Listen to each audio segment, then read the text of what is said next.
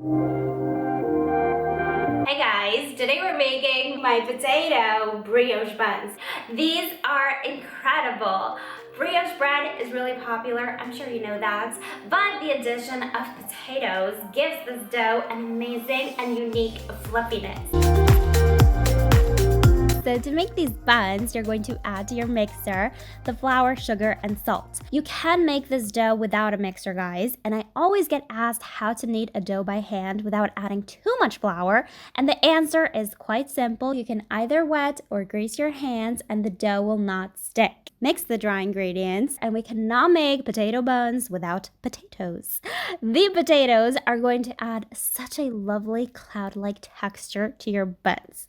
Now, I do also like to add some egg yolks for extra richness, but mainly for color. If you don't eat eggs, check the description box for the substitution. Now, you'll also need some more milk and yeast. Mix these together and add those to your mixing bowl. If you're new to my channel, make sure to subscribe and click that bell. I post new videos every week. You want to knead this dough for around 2-3 minutes. If you're making the dough by hand, obviously it's going to take a little bit longer.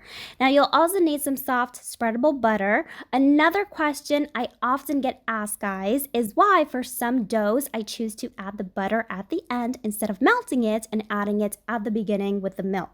If you add the butter early on, it will inhibit gluten development. So if you're making something like cinnamon rolls, let's say, adding the butter early on will yield a soft pastry-like texture, which is perfect for those kinds of breads.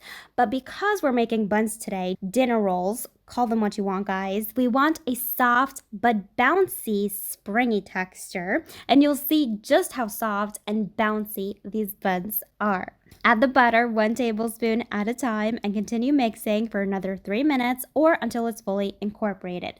The dough will be soft, guys, and tacky is completely normal. Do not be tempted to add extra flour. Transfer the dough into a greased bowl.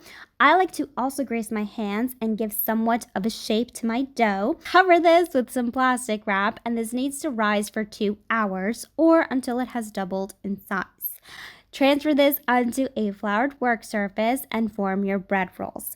With this recipe, you'll be able to get around 15 to 16 buns, which you're going to place on a baking sheet lined with parchment paper, leaving some space between each roll because these will rise again. And you do also want to flatten these with the palm of your hand. Cover these and let these rise again for an additional 30 minutes. Now, because these are potato buns, it only makes sense to dust these with some potato starch. We did something similar with my milk bread, and if you have not seen that video, I'll leave a link. You have to watch it, guys, but most importantly, you have to make those as well. Bake these in a preheated oven at 180 degrees Celsius or 350 Fahrenheit for around 20 to 25 minutes. These are delicious and addicting.